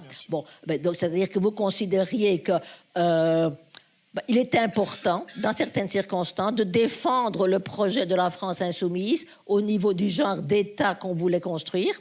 Ça ne veut pas dire que vous abandonniez vos luttes particulières. Je crois que, par exemple, quelqu'un qui est membre de Podemos ou membre de la France insoumise va agir à plusieurs niveaux. C'est-à-dire, il agit, par exemple, il est membre il est féministe ou antiraciste ou pour toute une série de luttes particulières qui sont importantes, mais il y a aussi, à un moment donné, certaines circonstances dans lesquelles il va agir en tant que citoyen. Oui. Donc, et ça, c'est à ce moment-là qu'on se crée le peuple. Si vous voulez, l'idée du peuple, de la volonté collective en tant que citoyen. Et je crois que c'est important, particulièrement dans la conjoncture actuelle, parce que je crois que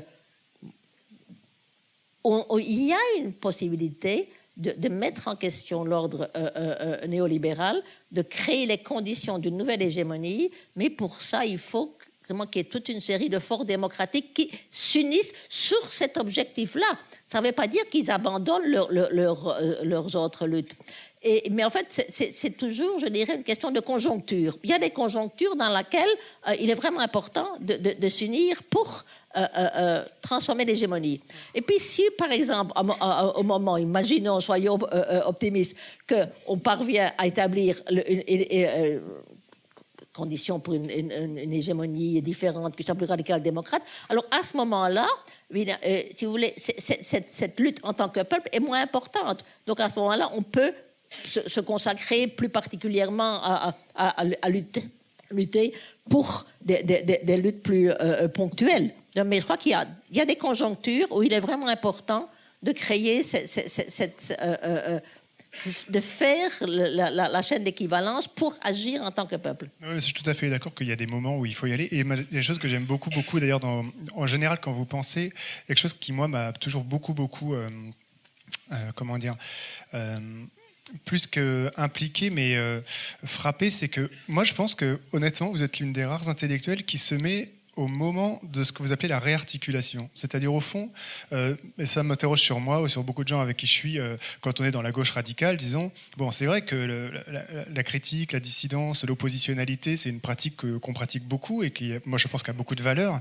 Mais vous dites toujours, faire de la politique, c'est quand même assumer le deuxième moment. Qu'il faut y aller, quoi. Qu'il faut, ce que vous appelez aussi, réarticuler. Donc, mais ça suppose certaines mutilations.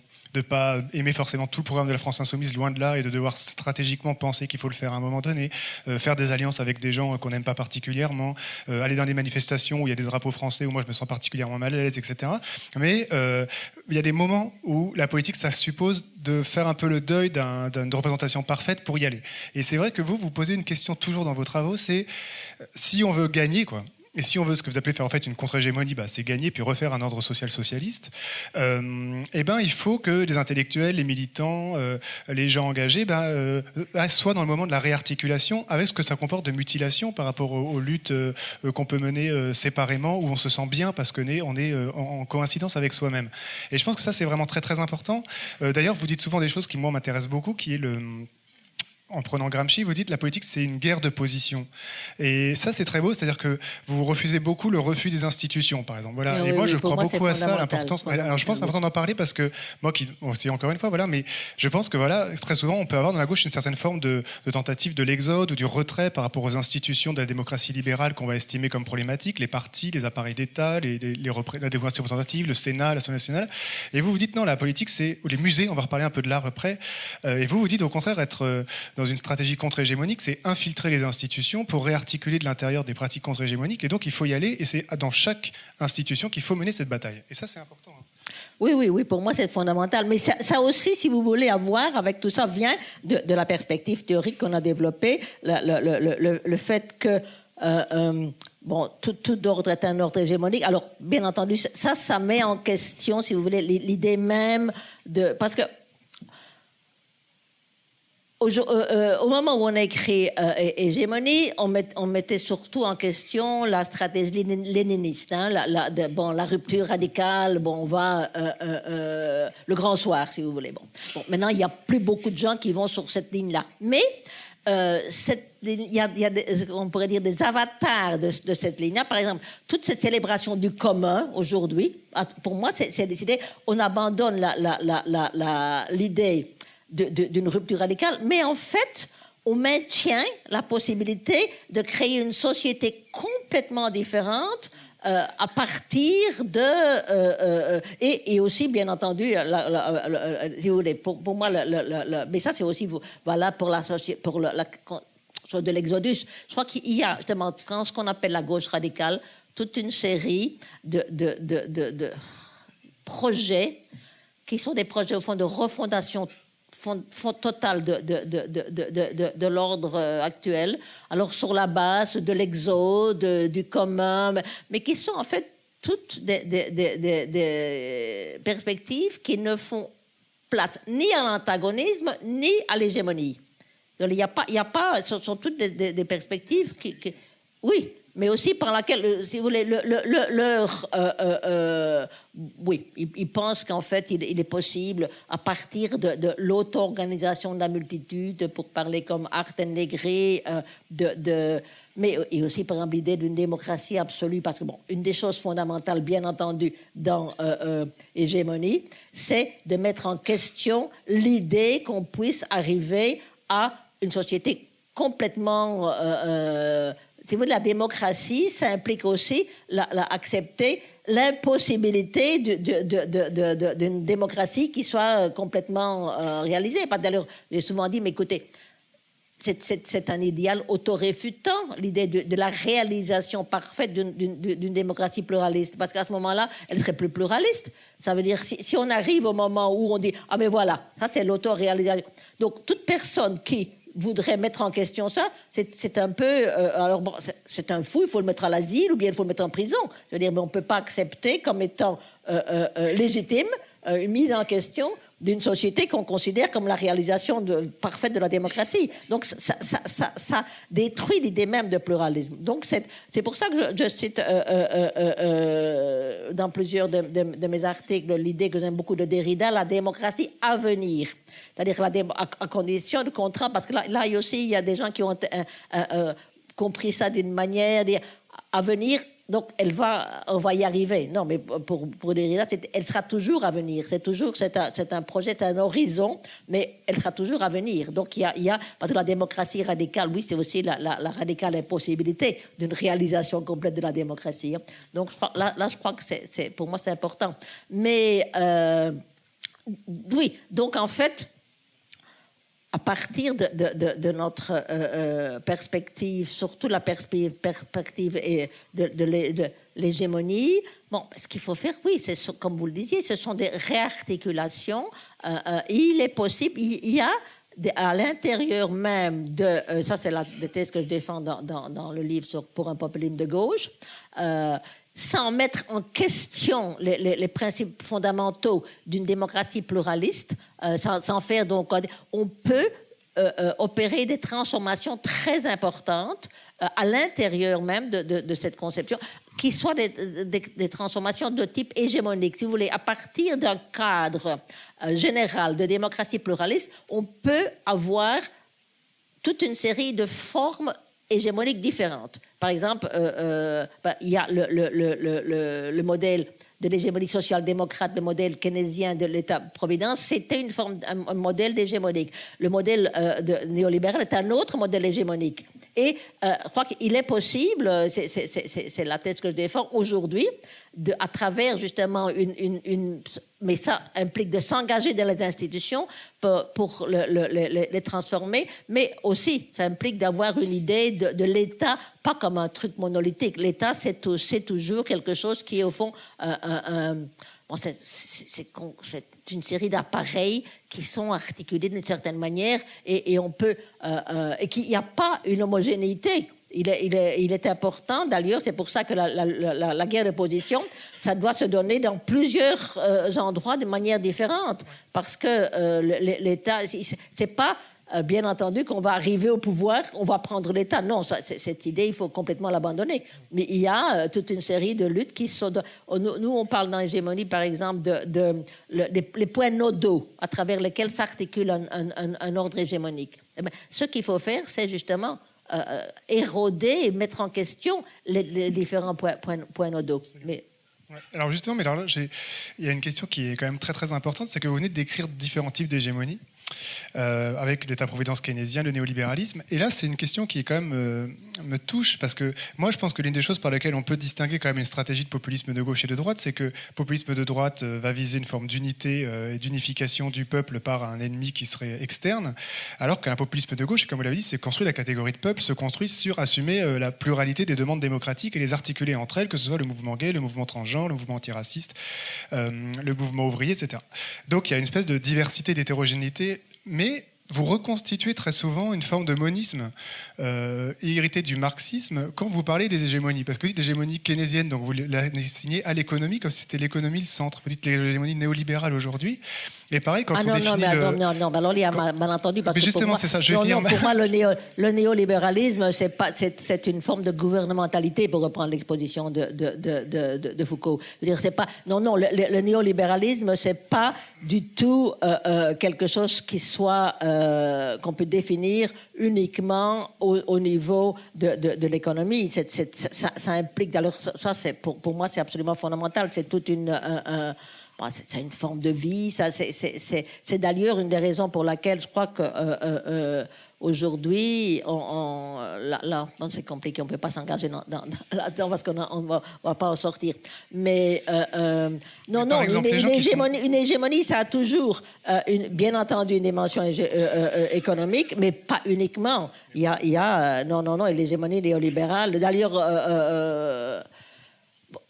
le terme néolibéral, c'est vrai que c'est compliqué, hein, parce que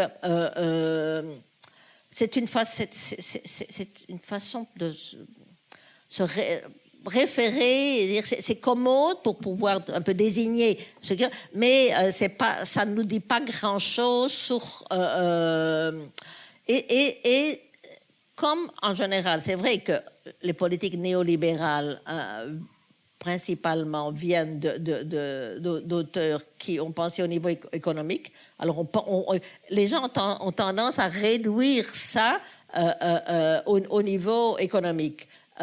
Par exemple, récemment, j'ai eu une discussion à propos de Macron avec quelqu'un de très bien, mais qui disait non, mais Macron, il n'est pas néolibéral, parce que mais bien sûr que, dans un certain sens, mais bien sûr que c'est du néolibéralisme. Bien sûr que c'est du néolibéralisme. Vous ne pensez pas? Non, pas du tout. Ah bon? Alors, ça m'intéresse de savoir pourquoi. Je pense que vraiment, Macron, c'est un conservateur autoritaire et pas du tout un néolibéral. Vous savez, moi, quand je réfléchis... Oui, non, mais pourquoi? Je vais vous dire. Et non, mais écoutez... Non, mais je veux dire, pourquoi est-ce que ça ne serait pas néolibéral? Margaret Thatcher était une conservatrice autoritaire. Oui. Et elle était néolibérale. Ben non, je ne pense pas vraiment. Oui, mais alors il n'y a pas de néolibéralisme, ça n'existe pas. Ce que je pense. Ah bon, d'accord, oui. Oui, d'accord. Mais alors à ce moment-là, c'est une question de non. Je veux dire, parce que si on est d'accord que on peut parfaitement être un conservateur autoritaire. Oui, mais c'est pour ça que je vous disais, le terme néolibéral, c'est à la fois utile pour se référer, mais c'est très problématique. Hein. Je veux dire, mais alors vous remplaceriez ça par quoi? Parce que moi... Bah oui, le conservatisme autoritaire. Mais je prends un exemple. Oui, vraiment, oui, non, oui. mais Blair, oui, mais attention, mais Blair, c'était aussi un conservateur autoritaire, et François Hollande, c'était aussi un conservateur autoritaire. Par exemple, moi, quand je réfléchis sur quelqu'un, est-ce qu'il est libéral? Je prends jamais l'exemple de l'économie, je prends l'exemple des peines et de la prison, par exemple. Oui. Comme vous le savez, les grands économistes néolibéraux, Gary Becker, par exemple, ont été des gens très hostiles à la prison. Oui, D'abord hostiles à la pénalisation des drogues. Ça, c'est les libertariens, plutôt. Oui, mais on peut dire qu'une logique néolibérale, même Milton Friedman était favorable à la légalisation des drogues, en pensant que l'État n'a pas à gérer la manière dont les gens gèrent leur corps, et il n'est pas favorable à un État pénal, parce qu'il pense qu'une logique de crime doit être une logique restitutive et pas une logique répressive qui suppose un État souverain qui condamne et qui enferme. Donc il est contre l'idée de procureur et de poursuite au nom du peuple, etc. Et par conséquent, quand Macron parle, il est favorable à la pénalisation des drogues, encore, il est favorable à l'augmentation et à les peines fermes de prison, il a fait un discours très répressif ces derniers jours, et donc, quand vous avez une humeur où vous n'êtes pas du tout dans une logique de critique des libertés individuelles, de protection des droits, de critique de l'État pénal, etc., vous n'êtes pas un néolibéral, en fait. Vous n'avez pas du tout une logique néolibérale dans votre tête. Et donc, c'est pour ça que, quand vous dites que le monde est néolibéral, moi, je ne crois pas du tout que le monde soit néolibéral aujourd'hui. Je ne crois pas du tout qu'on soit gouverné par une gouvernementalité néolibérale, parce que les néolibérales, par exemple, sont très favorables souvent à l'immigration. Ils sont contre l'idée d'État qui gère les frontières. Non, mais alors là, je crois que... Donc, non, mais ça veut dire que ça interroge beaucoup la catégorie néolibérale comme catégorie qui décrit le présent. Je vois ce que vous voulez dire, mais pour moi, le néolibéralisme est... C'est ça, je ne sais pas comment on dit ça. En anglais, on dit placeholder. C'est pour ça que je dis que c'est un terme qui est problématique. Parce que il y a... Alors oui, il y a de multiples formes de néolibéralisme, multiples formes. Certaines qui peuvent être plus autoritaires, d'autres qui peuvent être plus de type libertarien. Alors la question, c'est qu'est-ce qu'il y a de commun à tout ça? Mais ce qu'il y a de commun, c'est tout de même, par exemple, un rejet de l'État, la primauté du marché. Pour moi, la primauté du marché, c'est absolument fondamental.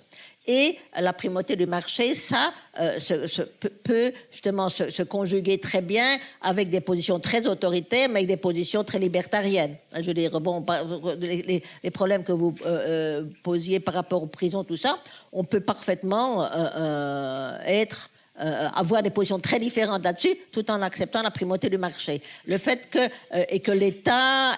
Parce que pour moi, c'est ça surtout, parce que je l'ai vécu vraiment à partir de la révolution thatchérienne, hein, la façon dont elle a réussi justement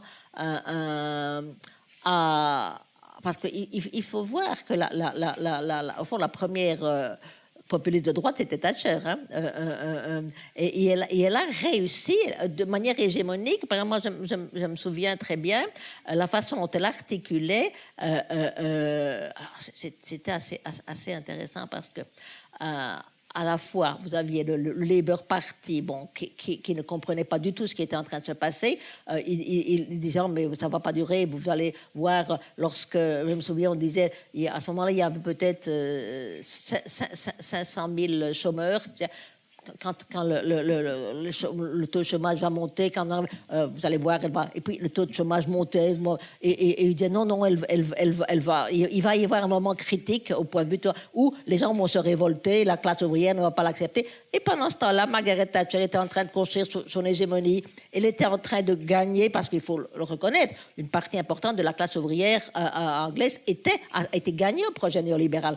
Pourquoi? Parce que Margaret Thatcher leur disait, oui, mais un peu ce que fait maintenant Marine Le Pen avec, oui, mais je comprends vos douleurs, mais vous savez, la cause sont les féministes. Je me souviens, elle disait ça, parce que maintenant les femmes veulent travailler. Hein? Donc, bien entendu, elles font la compétition avec vous. Donc, ou bien alors c'était, non, ce sont les immigrés. Et donc, elle articulait, elle gagnait à la cause du néolibéralisme toute une série de gens qui venaient de la classe ouvrière. Donc ça c'est elle construisait une chaîne d'équivalence et en attendant de ça, le Labour, plutôt que d'essayer d'avoir une perspective contre-hégémonique, ils attendaient que le numéro des chômeurs soit tellement grand que la classe ouvrière allait prendre conscience finalement. Vous voyez, c'est ça. Et pour moi, Margaret Thatcher, en plus, c'est assez fascinant de voir la façon dont elle était consciente de l'importance. Vous savez, son philosophe préféré, c'était Hayek, hein, et la façon dont elle a redéfini enfin, utiliser Hayek pour redéfinir la liberté, non, mais ça, il y a une véritable révolution qu'elle a fait au point de vue des mentalités, hein, vraiment mentalité. C'est pour ça que, alors. Oui, moi j'appelle cette révolution dans la mentalité qui a commencé à présenter l'État comme étant l'ennemi. Le moins d'État possible, c'est le mieux. Le marché, c'est le principe. C'est ça que pour moi le néolibéralisme. Et ça, comme je le disais, ça peut se conjuguer avec beaucoup de positions idéologiques très différentes. Hein. D'accord.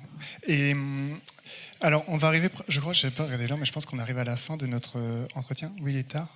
Et je voulais vous poser une dernière question, parce que beaucoup des gens qui sont ici, soit parce que c'est des étudiants à moi dans l'école à Cergy, dans les Beaux-Arts de Cergy, soit parce que je sais qu'il y a beaucoup d'artistes, de metteurs en scène, d'écrivains qui viennent à ces rencontres. Et comme vous avez dit au début que vous étiez optimiste, et moi aussi, je pense qu'on va vivre un grand moment de gauche, en fait. Hein, et je pense que c'est très, très probable qu'en 2022, la gauche gagne. Vraiment, je crois que c'est un grand moment qui va se passer. Peut-être même avant, ça va passer. Ça va être très, très intense. Ouais, mais vous allez voir. L'une des choses sur lesquelles vous insistez beaucoup dans vos travaux, c'est le rôle des affects dans la construction d'un projet politique et d'une contre-hégémonie, d'une contre-offensive. Et cette réflexion sur les affects vous amène à faire beaucoup de réflexions sur l'art. Et je sais que vous aimez beaucoup l'art, je ne sais pas si c'est un secret ou pas, mais vous allez très souvent au spectacle, etc. Et je pense que c'est très important, les pratiques artistiques. Et je voudrais donc peut-être, pour conclure, que vous nous disiez comment est-ce que vous concevez le rôle de l'art dans une pratique, je ne sais pas si vous définissez comme révolutionnaire, mais en tout cas un peu de révolution citoyenne. Et voilà, quel rôle peuvent avoir les artistes, les écrivains, et quel type d'art, à votre avis, peut jouer un rôle dans une pratique contre-hégémonique aujourd'hui ? Bon, alors, d'abord, pour situer théoriquement ma réflexion sur l'art, c'est bien entendu, bon, c'est très Gramscien, hein, parce que Gramsci était quelqu'un qui était très, très conscient de l'importance de la culture en général et de l'art pour construire le sens commun. Parce que je crois que dans la construction d'une hégémonie, ça se cristallise dans un certain sens commun. C'est-à-dire le sens commun, à la manière de Gramsci, hein, qui est toujours un sens commun politique. C'est pas le sens commun, c'est le sens ordinaire. Le sens commun pour Gramsci, c'est toujours une construction politique. Et il insiste beaucoup sur le fait que dans la construction du sens commun, tout ce qui a à voir les pratiques artistiques et culturelles sont absolument fondamentales. Et là, je suis complètement d'accord, parce qu'au fond, notre subjectivité politique dépend des livres que nous lisons, des films que nous voyons, de la musique que c'est ça qui nous nourrit, hein, fondamentalement. Donc, alors c'est aussi une raison pour laquelle moi, j'ai toujours été contre l'idée de distinguer, de parler d'art politique, comme s'il y avait de l'art qui n'était pas politique. Je veux dire, parce que si on parle d'art politique, ça veut dire qu'il y a de l'art qui n'est pas politique. Pour moi, toute forme artistique, ou bien elle contribue à reproduire l'hégémonie existante, ou bien à la mettre en question. Donc, elle a une dimension politique. C'est pour ça que j'ai proposé plutôt de parler d'art critique, pour qu'on entend plutôt par art politique, je dis art critique, justement, pour dire que c'est un art qui met en question, enfin, essaye de transformer, c'est un art qui a une dimension contre-hégémonique. Mais l'art qui n'est pas critique est tout aussi politique. Hein, je veux dire, pour moi, c'est important, cette distinction, enfin, plutôt de mettre en question cette différence. Donc, je crois que dans la mesure où on accepte que une hégémonie, hein, c'est quelque chose qui se construit. C'est pas uniquement l'art, bien entendu, mais il y a d'autres. Mais pour moi, c'est un intérêt fondamental. Et je dirais aujourd'hui encore plus qu'au moment où écrivait Gramsci. Parce qu'en fait, aujourd'hui, et ça c'est une caractéristique justement de ce que j'appelle le néolibéralisme, enfin plutôt parce que le néolibéralisme aussi, ça s'accommode avec différentes formes de capitalisme. Par exemple, le post-Fordisme, il y a une différence entre le Fordisme et le post-Fordisme. Par exemple, ce qu'on appelle aussi l'art,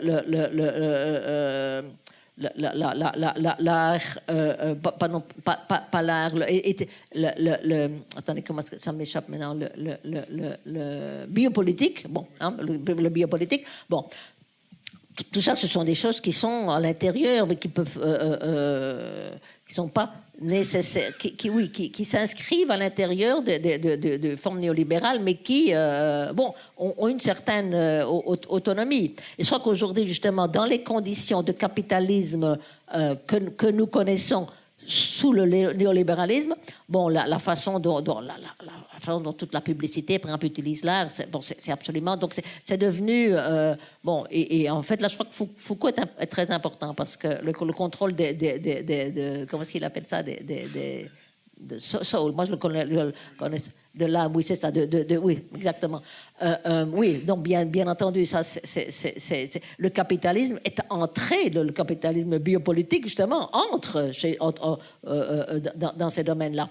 Donc, je crois que c'est plus important encore que jamais. Alors, comment, moi, là, en ce qui concerne le Keller, moi, je suis extrêmement pluraliste parce que je n'aime pas certaines positions qui commencent. Pour être politico-critique, il faut faire ça. Par exemple, il y a toute une série de gens le beau, c'est quelque chose qui est c'est tabou pour ça. Ah non, si le beau, c'est bourgeois. Donc l'art, moi, je regrette beaucoup, mais le beau peut être très subversif aussi, je veux dire. Donc il n'y a pas... ou alors on dit que l'art le plus critique, c'est l'art le plus transgressif. Moi, je ne suis pas d'accord avec ça parce que je crois que la transgression, en fait, le néolibéralisme adore la transgression. Tout ce qui est transgressif, c'est très extrême, c'est toujours quelque chose qui leur... donc, moi, je crois qu'il y a une multiplicité de façons pour l'art que j'appelle critique. Il peut se donner de multiples façons. Il peut se donner à partir du beau. Oui. Si vous voulez, il y a une chose qui pour moi est importante, et ça a à voir avec la question des affects. Je crois que alors là, je dois dire que moi, je ne suis pas du tout deleuzienne, mais il y a un point sur lequel je suis d'accord avec Deleuze et Guattari, c'est quand ils disent dans « Qu'est-ce que la philosophie ?», qui sont critiques de l'art conceptuel. Moi, je suis aussi très critique d'un certain type d'art conceptuel, parce qu'au fond, l'art, c'est pas des concepts. Je veux dire, l'art crée des sensations, comme dit Deleuze. Il doit... à voir avec les affects. Alors, ça ne veut pas dire que l'art n'a pas une dimension cognitive, bien entendu, mais cette dimension cognitive, elle doit venir à partir des affects. Il agit sur nos affects et il transforme notre conscience. Ce n'est pas quelque chose qui soit justement à faire au point de vue, au concept. Donc, c'est pour ça que, attention, il y a certaines formes d'art conceptuel qui permettent cette articulation avec les affects. Mais en principe, je suis assez... je trouve ça assez problématique quand on laisse de côté justement la dimension d'agir sur les affects. Je crois que c'est... Mais ça peut se faire de multiples façons. Mais je crois que là aussi, par exemple, pour moi, l'art a un rôle, si vous voulez, privilégié par rapport... Parce que, bien entendu, cette transformation du sens commun peut se faire de manière différente, mais je crois que dans ce domaine-là, dans la mesure où l'art, justement, a une capacité énorme d'interpeller les affects, d'agir sur les affects, je crois qu'il y a, pour moi, c'est un domaine qui est extrêmement fondamental pour transformer, créer des formes de conscience, nous faire voir les choses de manière différente. Alors, il y a une chose que j'ai toujours beaucoup insisté, et ça, je tiens il n'est pas question, si vous voulez, pour moi, bien entendu, que l'art aille nous révéler une espèce de quelque chose, mettre en question une fausse conscience, hein, parce que bon, pour moi, justement, dans ma conception, la fausse conscience, ça n'existe pas. Je veux dire que toute conscience est toujours construite discursivement. Donc, si un art qui aurait comme objet de dissiper, c'est pas une question de dissiper une fausse conscience pour nous faire prendre conscience de notre véritable position, c'est au contraire une question de créer une autre forme d'articulation. Donc c'est vraiment au niveau agonistique qu'il faut penser la chose, et nous faire voir les choses d'une manière différente de ce que on les voit aujourd'hui, de ce que le néolibéralisme essaie de nous imposer. Mais j'insiste beaucoup sur le fait que et là, par exemple, j'ai des discussions assez suivies. Je sais que, bon, parce qu'on... j'ai lu votre interview avec Ostermayer. Vous savez que le numéro, maintenant le catalogue, c'est un interview avec moi aussi. Donc, on a des mais par exemple, j'ai aussi beaucoup d'amis, parce que je suis assez liée à pas mal de gens de théâtre à Berlin, qui eux ne jurent que par le post-dramatique. Hein. Alors, voilà. Non, par exemple, ils trouvent que ce que fait Ostermayer, c'est complètement conventionnel. Et moi, j'ai toujours des discussions avec eux. Je dis, écoutez, ce n'est pas vrai. Il ne faut pas être si dogmatique. Moi, c'est quelque chose qui est très profondément critique, ce que fait Ostermayer. Mais c'est pour ça, il y a une certaine tendance à penser que vraiment, c'est uniquement les choses les plus pointues, le post-dramatique qui soient critiques. Non, là, je ne suis pas d'accord. Alors, j'ai même plutôt mes réserves par rapport à certaines formes de post-dramatique. Hein. Mais enfin, mais moi je défends le pluralisme. Très bien, merci beaucoup Chantal.